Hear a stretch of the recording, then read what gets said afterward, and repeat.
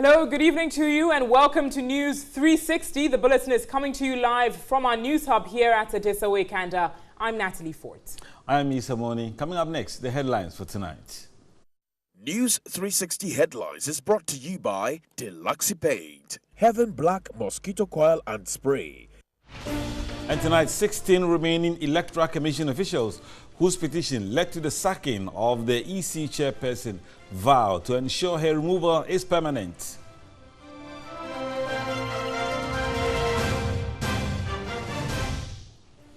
Asantehene Otumfuo Osei Tutu urges the NIA to passionately deliberate with minority in parliament on concerns to ensure all eligible Guineans get the Ghana card. Also in the headlines, last of 4 flats of dilapidated Kaiser Flat blocks pulled down. Ahead in business this evening, the Industrial and Commercial Workers Union back calls for Finance Minister to reintroduce property taxes in the mid-year budget review. And international news tonight, Boris Johnson resigns as UK Foreign Secretary. Stay with us here on News 360. We bring you the details of these stories and more news. It's streaming live all across the world on 3news.com and TV3 Ghana on Facebook.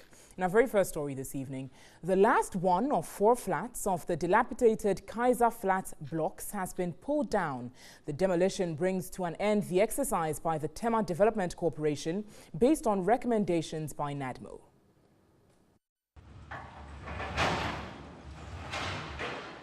The exercise, which began on Monday afternoon, took about 6 hours. Engineers from the 48th Regiment, personnel from the Tema Development Corporation, Environmental Protection Authority and the Ghana National Fire Service were on hand to protect lives and property. Last year, the National Disaster Management Organization declared the facility located in Tema Community 4 a danger zone, prompting the ejection of over 300 occupants. The demolition exercise started in February 1, 2018, after a Tema High Court order was secured by the TDC in 2013. Some political news tonight. The New Patriotic Party successfully held its National Delegates Conference over the weekend, which saw Freddie Blay emerging as national chairman of the party. Former President John Agyekum Kufuor cautioned the party to stay focused and not be complacent. After months of preparations, the New Patriotic Party held its Delegates Conference, which many in the party have described as successful. The choice of the venue did not come as a surprise to many, since the Eastern region gave the party the highest votes in the 2016 general elections. The streets of Koforidua were awash with posters and billboards of the NPP, prompting the UK Conservative Party representative to condemn the act. I had to reflect. I think I saw more posters than there are delegates here in the conference.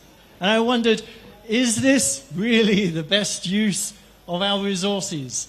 I have a lesson from the Conservative Party, which is voters like parties which focus on the voters.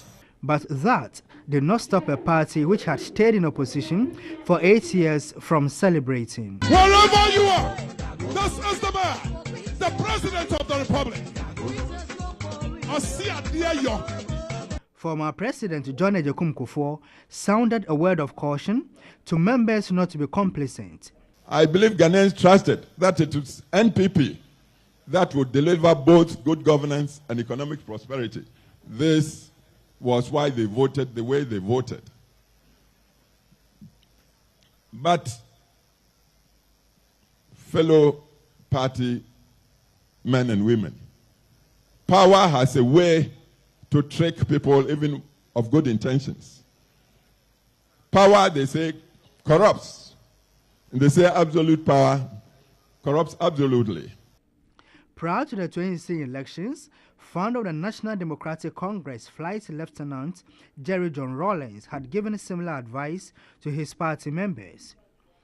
The key message for the party leadership was unity. We stand and will always stand for the entire Ghanaian people. The third aspect of our concentration these last 18 months has been to improve the structure of our governance. We began to take steps towards the radical reform of local government. The pledge to bring full democracy to local government is on course. Solidarity messages from opposition political parties tasked the president to fulfill his campaign pledges. There was, however, no representative from the National Democratic Congress. After a long day, the party elected 8 executives to steer affairs for the next 4 years. Both the national chairman, Freddie Blay, and the losing candidate, Stephen Ntim, promised to work towards the good of the party. The party rounded up the conference with a Thanksgiving service on Sunday. Meanwhile, General Secretary of the National Democratic Congress, Johnson Asiedu Nketia, says the party's failure to attend the NPP Delegates Conference was not deliberate. He explains the Vice President, Dr. Bawumia, was duly informed on circumstances and was asked to relay the message and apologize on behalf of the NDC. Speaking to Efia Tieku on Midday Live, Johnson Asiedu Nketia said the NDC is still mourning the demise of the former Vice President, Pa Kwesi Amisa Arthur. You know that we lost our former deputy leader in the person of Vice President Amisa Arthur. And we did not get the invitation card in good enough time to be able to at least delegate anybody from the region to go and maybe perhaps represent us or send our apology. Virtually everybody in this country knew that the NPP was going to have its conference, and you know that as a matter of process, all the parties give goodwill messages. So you should have known that you would be invited to give a message. Oh, my sister, we don't prepare for fun to which we are not invited. If there is anybody, any general secretary who is interested in this type of inter-party solidarity, I don't see anybody who has shown inter-party solidarity better than my good self. And when we are approaching such an event, and I don't have my invitation card, I even call to demand that they should bring it, because I believe that when I go there, it becomes unpleasant for them, but that is my cup of tea. So if for the reason of the passing of our deputy leader, I'm not able to go. And I've even told, I sent, my regrets through no less a person than Dr. Mahmoud Bawumia, the Vice President of the Republic of Ghana, who met me at the 1-week celebration. News 360, and let's ask, whose words are these? We shall use all legal means to ensure that her removal is permanent and cast in stone. These were the words of the 16 remaining Electoral Commission officials whose petition led to the sacking of the Commission's chairperson, Charlotte Osei. At a media briefing in Accra, the group said some practices by the former EC chair were criminal.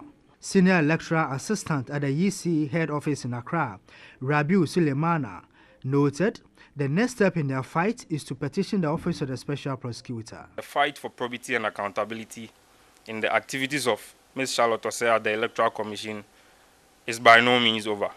We are making preparations to submit these complaints to the office of the special prosecutor for investigations and possible prosecution of Ms. Charlotte Osei. We believe it should serve as a source of inspiration to many others to advance the cause of our nation by bringing public office holders to book when they act against the laws of our land. No one is above the law.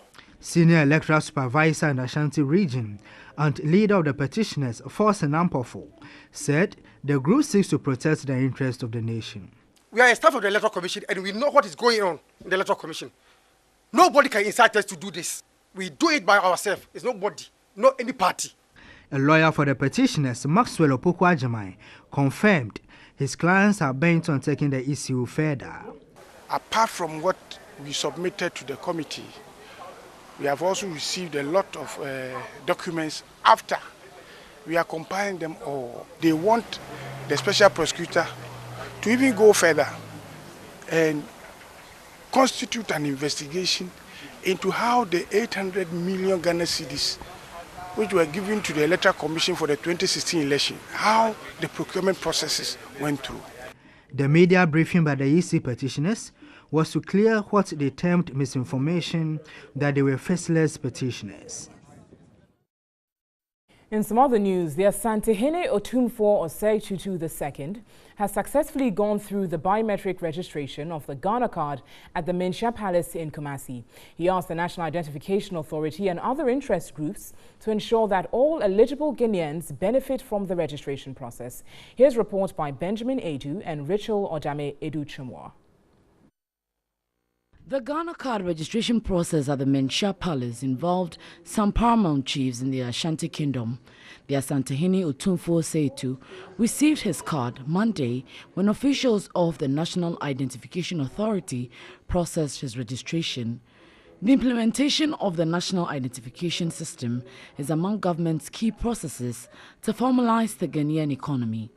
The Asantehene encouraged Ghanaians to take active part in the process to register for the card.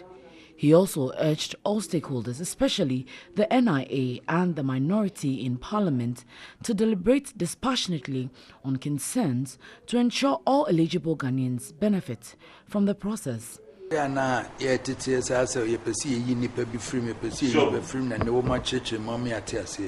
NIA has rumored of omitting some people from their process, but with their presence here, they made things clearer.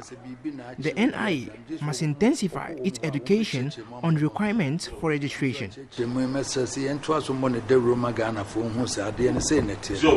Chief Executive Officer of the NIA, Professor Kenatefa, said the authority is working to ensure all eligible applicants are registered. He said the exercise has been successful in the areas covered. The National Identification Authority was in Kumasi last week to register the National House of Chiefs. Took advantage of our presence in Ashanti region to also register judges in Ashanti region, members of the Ghana Bar Association Ashanti Region branch. Let's stay in the royal city of Kumasi, where government is expected to construct 4 new interchanges in Kumasi to help ease the growing traffic congestion in the metropolis. President Akufo-Addo is expected in the Ashanti regional capital on July 16 to launch the Kumasi Road Facelift Project. Here's a report by Beatrice Spiogabra. Road networks in the Ashanti region are in deplorable conditions. Residents have complained of neglect as traffic congestion affects socio-economic activities in areas such as Atonso, Tafo and Swami. Government is said to have awarded some roads on contract, while others are at various stages of procurement. Addressing the first meeting of the Ashanti Regional Coordinating Council, Regional Minister Simon Osei-Mensah said in addition to the rehabilitation of roads, Kumasi will benefit from 4 additional interchanges at Angloga Junction, Airport, Santasi and Swami roundabouts. President Akufo-Addo will next week launch the Kumasi Road Facelift Project to help reduce traffic congestion. Roads in the region is in a very deplorable state. It is about the worst in the country. However, the government is making strenuous efforts to improve upon the total road network in the region. I wish at this point to give you my assurances that by a year from this time, there will be significant improvement in the road network within the region. On environmental health in the region, the minister noted the collection rate of solid waste in the region has fallen by 30%. He therefore entreated local assemblies to practice door-to-door refuse collection and also institute measures to mitigate indiscriminate disposal of waste and also enforce their bylaws on sanitation. The Chief of Staff, Akosua Frema Osei Opare, says Ghana's doors are open to the Venezuelan government, the private sector and the entire business community to invest in to promote effective economic advancement. The Chief of Staff was addressing the External Affairs Minister for Venezuela, Jorge Arieza, and his delegation at the Jubilee House when they paid a courtesy call on her. The Venezuelan delegation is on a 2-day working visit to Ghana.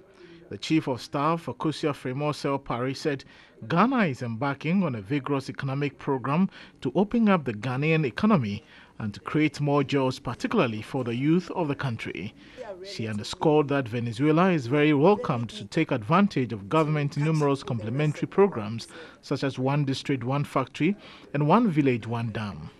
She suggested a memorandum of understanding for cooperation signed between the two countries some years back be implemented. We've had very good cooperation in the past. Our special relationship in your support to Ghana when we had oil crisis. So it's not to be forgotten, and we stand ready for this renewed relationship. The Venezuelan Foreign Minister George Arieza said his country is excited to deepen her relations with Ghana. Already began to design a map of cooperation, areas as energy, agriculture, cocoa, we have cocoa as well, education, culture, and many others, mining, like you have experience, so we can rely on each other's expertise in different areas. And it's a matter, as we told our teams, of political will.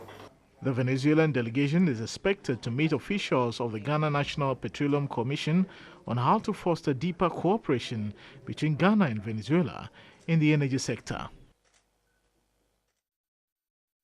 Remain with Ghana and Venezuela, the two countries have signed the visa waiver and cooperation framework agreements for political consultation in Accra. This is to enhance interactions in trade and investment activities, particularly in the oil and gas sector.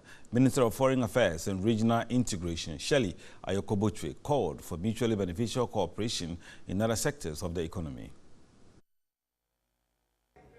Venezuela is a leading player in the global oil and gas industry and also a founding member of the Organization of Petroleum Exporting Countries, OPEC. Venezuela holds the world's largest proven oil reserves, with crude oil being the main product exported. Minister of Foreign Affairs and Regional Integration, Shelley Ayokobotwe, highlighted the need to learn from best practices and tap into the expertise of their counterparts. We believe that they can help us in several areas and we can help them also in several areas. We touched on the area of developing our police force in the security sector, also in the area of narcotics. They have presented to us a draft MOU that we are looking at for security cooperation, also in the energy sector. Minister of Foreign Affairs of Venezuela, George Arieza, said the two countries have economies that complement each other and urged that ways be explored to join the free trade area. To join the free trade zone that the African Union has been building, and we are going to work in advance, and when this free trade zone comes into force, when it's ratified by at least 22 countries of the African Union, we will have proposals from Latin America, from Venezuela, Latin America and the Caribbean to join. The two countries met to critically assess and weigh the positive contributions their bilateral relations have made to the socio-economic development of both countries.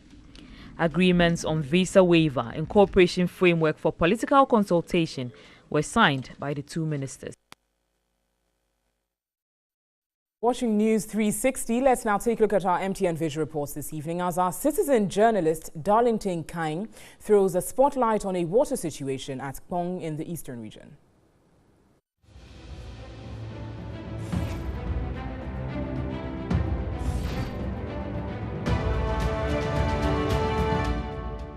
This is Kpong, and this is the main pipeline that transports water from the Kpong headworks to Tema. This situation has been like this for the past 3 months. It might interest the general public to know that the spot from which treated water is gushing out to the Kpong headworks is just about 2 kilometers. Obviously, treated water gushing out like this is at the end of the day going to be surcharged to the consumer. Only God knows when authorities of the Kpong Headworks will be attending to this waste. For TV3 News, Darlington Kanyi, Kpong.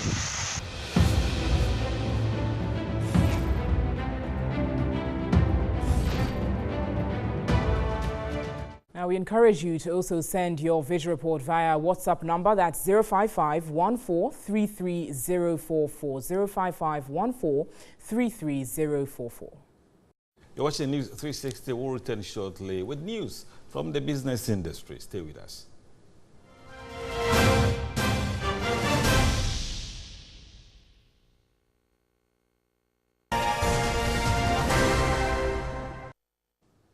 Hello, good evening. Thanks for staying with us on News 360. Time for business. I am Nanikia Mensah Brampa. Talking about the mid-year budget review, the Industrial and Commercial Workers Union has backed calls for the Finance Minister to reintroduce property taxes in the upcoming mid-year budget review. Now, the General Secretary of ICU, Solomon Kote, is confident that this will assist government raise enough revenue to pursue its flagship programs. The General Secretary agreed that government revenue has been affected due to the cutting of taxes and some reliefs. Solomon Kote recalled the free SHS policy, which has consumed over 500 million cedis of government allocations. Due to that, the Finance Minister, Ken Ofori-Atta, few months ago emphasized on reintroducing property taxes in the next mid-year review. Ahead of that, the ICU has backed the Finance Minister on the property tax but called for steps on how to implement it. That law had been there for a long time, and strangely, it is the AMA or the Metropolitan Assemblies that have been managing it. And it is also skewed to some section of the society. Some sections of our societies are just not paying it. So spreading that tax net will also not be bad and will also rake in some revenue for government. Of course, every government needs revenue to be able to work. So those who are not paying at all, but if they come and want to review the rates that are currently being paid by the same few people that are in the tax bracket, that will not be just in the eyes of the law. And then we believe that this government will do the right thing by getting to those. It includes even parcels of land that has been acquired are also supposed to be taxed. So we believe that area should be able to give government a lot of revenue. Meanwhile, the IC is concerned with the depreciation of the cedi against major trading currencies. Though the union acknowledged that government has maintained macroeconomic stability, it implored swift measures to deal with the depreciation. On paper, the current government is scoring itself that they've put the inflation under check and control. They managed to bring base rates, all macroeconomic indicators. They are trumping and saying that they've gotten them in alignment.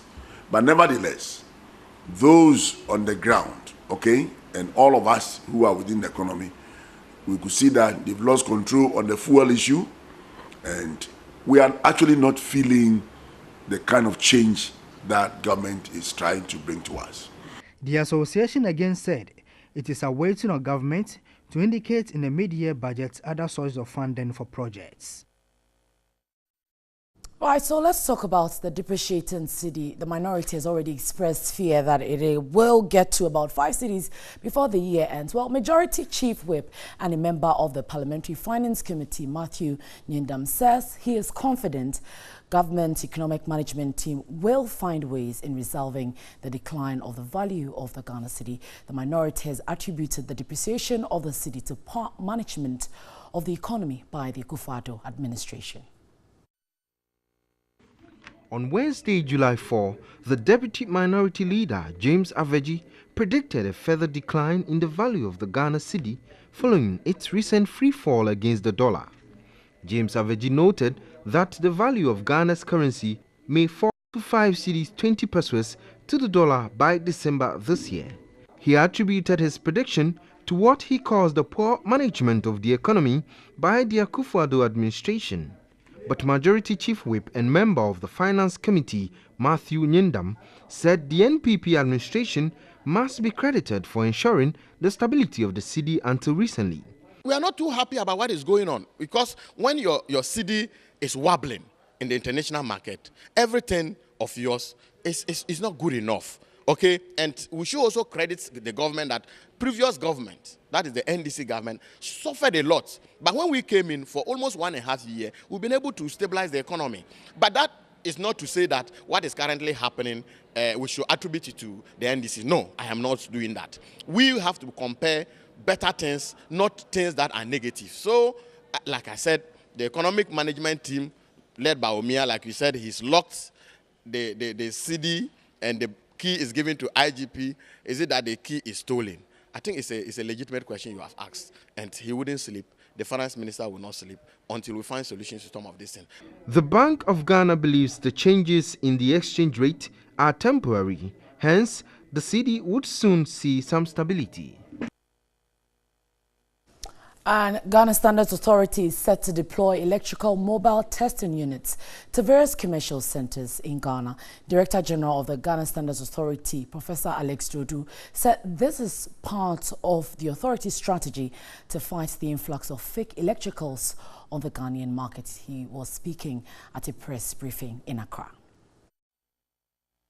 Director General of the Ghana Standards Authority, Professor Dodu, said over 50% of electricals on the Ghanaian market are fake, a situation he argues cost the country over 1 billion cedis in revenue. Professor Alex Dodu said mobile electrical testing machines would be sent to commercial centers to check products such as cables, conductors, electric pumps and motors. He said the GSA will also conduct periodic sweeps and deploy more staff to the borders to check fake goods. Certain sections of the trading community feel like, oh, we'll do what we like. And so let us be clear on this. Our resolve is solid. And this is not going to be a one-off issue. It's going to be consistent. It's going to be regular. Aren't you tired of all the bad products you buy? Ghanaians should begin to look for the mark, whether it's the FDA mark or the GSA mark, that these products have been seen by national authorities. In that case, if it's wrong, you can sue us. The mobile testing machines will efficiently test electricals to detect variations in wattage and voltage. The mobile testers will also be able to detect irregular and incorrect pricing of electrical products.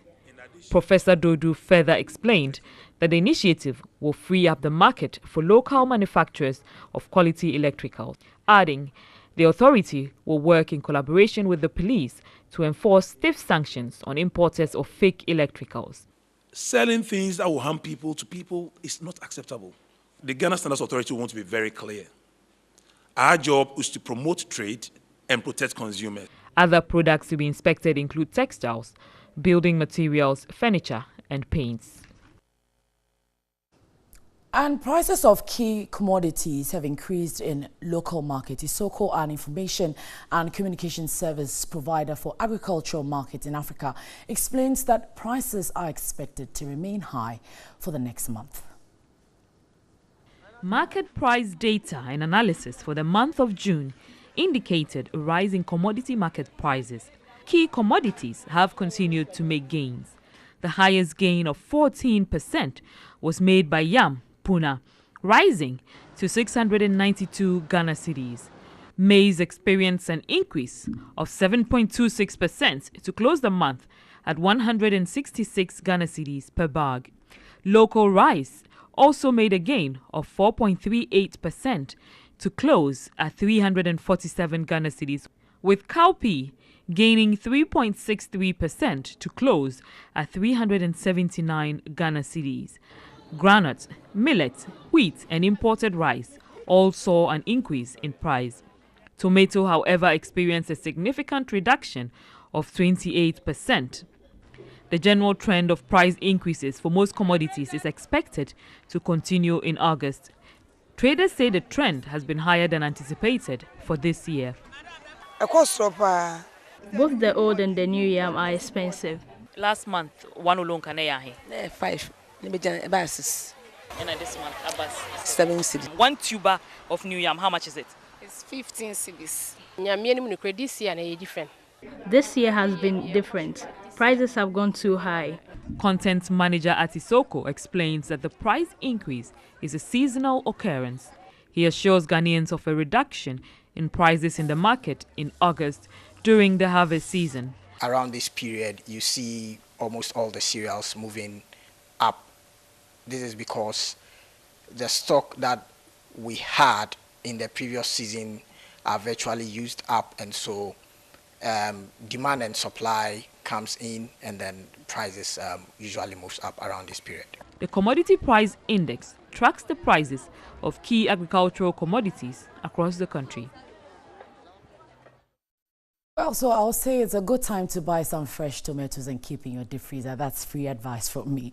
That'll do for the business segment tonight. My name is Nanekia Mensah Brampa. Isai standing by with more. Thank you, Nanekia. Let's do some more stories. Minister for Information, Mustafa Abdul Hamid, has commended the West African Parliamentary Press Corps for their strides in creating a unified media front for media organizations across West Africa. He gave the recommendations in a keynote address at the media summit organized by the regional corps in Accra. Serving as a communication channel between Parliament and the citizenry has always been the mantra of the West African Communications Corps since its inception. President of the West African Parliamentary Press Corps, Andrew Edwin Arthur, however, feels the media is gradually losing its place as the fourth estate of the realm. The politicization and the polarization of the media, and this has become so endemic that media practitioners, particularly journalists, have compromised professionalism with impunity for anything that gives them personal comfort. Vice President of the Ghana Journalists Association, Linda Asante-Ajayi, cautioned media houses to desist from sensationalizing every issue. A representative of the Council of State, Stanley Blankson, urged the media to build its messages on peace and nation building. I will urge you all to build reportage on the positives. Use your news judgment to decide what is most important to include in a story and when to use it. He further embraced the concept of investigative journalism, stressing it ensures accountability, particularly among political leaders. The Minister of Information, Dr. Mustafa Hamid, commended the West African Parliamentary Press Corps for creating a unified front for media organizations on the continent. Your singular symposium and summit has brought under this small roof all kinds of shades of opinion in our Ghanaian society. That tells you how powerful you are and how you can use that power either for constructive purposes or for destructive purposes. And I think that so far you've used it for constructive purposes.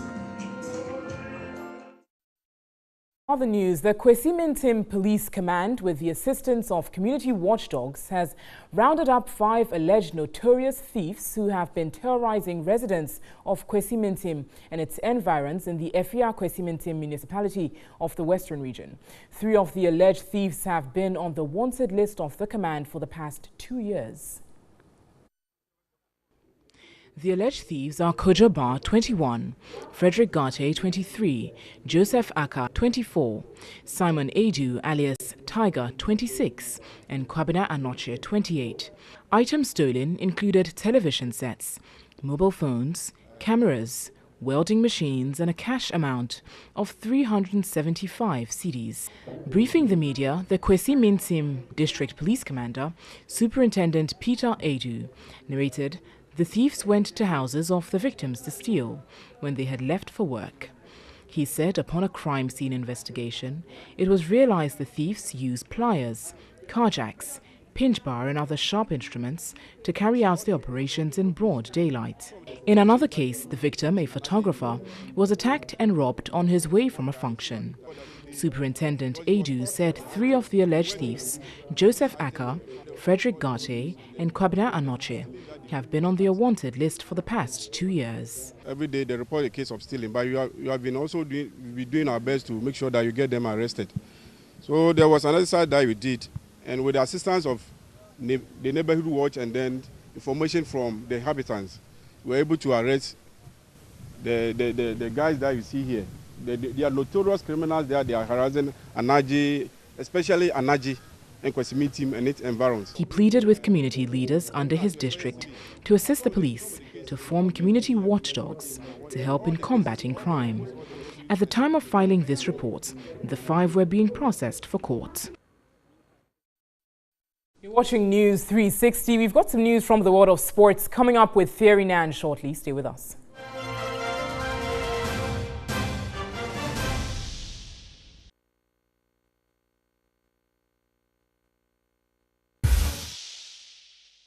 Hi there, good evening. Let's settle for some entertainment news on News 360. Tonight we start from our sister station, Connect FM. Rappers who turned up at the Connect FM Community Street Rap Battle in 2nd D could not sustain the heat and had to categorize previous editions as Efia Kuma and Kwesimi team. Judges had to give the rappers several opportunities to redeem themselves. But at the end, 3 rappers impressed the judges. Twenty-three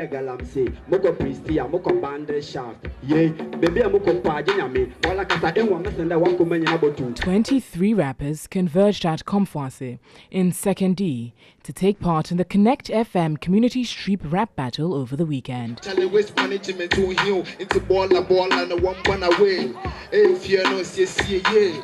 Among them was female rapper Thelma Marley. She is the first female artiste since the competition began 3 weeks ago. Out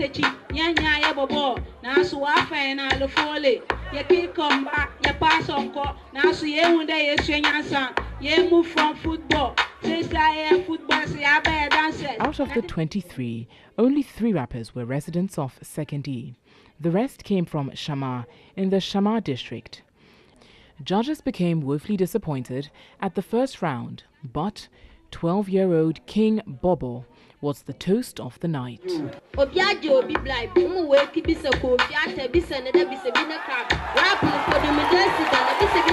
rappers were given several opportunities to give some punchlines. The freestyle session that produced some heat. What's the waste management? Or I mean, my imagination, I'm not sure. Or I did your dirty, and now, okay, vice, so. In the end, Kweku Bane, Thelma Marley, and Churches were selected. When rappers want a beast on the track, nowadays the beat to drop it, but you see what is the slack. And of course, you can trust the West Side to give you some serious punchlines. Away from that, 24-year-old Canadian pop star Justin Bieber is engaged to U.S. model Hailey Baldwin. CNN and E! News confirm reports of the engagement, which Bieber's parent also appeared to celebrate online. The couple, who dated in 2016 before splitting, had stirred chatter amongst fans in recent weeks. Bieber and Baldwin appear to have become involved again after Justin broke up with his long-term girlfriend, Selena Gomez. Social media posting popped up over the weekend saying the pair were spotted in Bahamas. As reports surfaced that Bieber, 24, had popped the question to the 21-year-old Baldwin during the trip, his father, Jeremy Bieber, set fans to wondering with his own social media post. Bieber's father, Jeremy, posted a photo of his son on Instagram saying he was excited for the next chapter, while his mother, Patty Mallet, expressed her excitement on Twitter.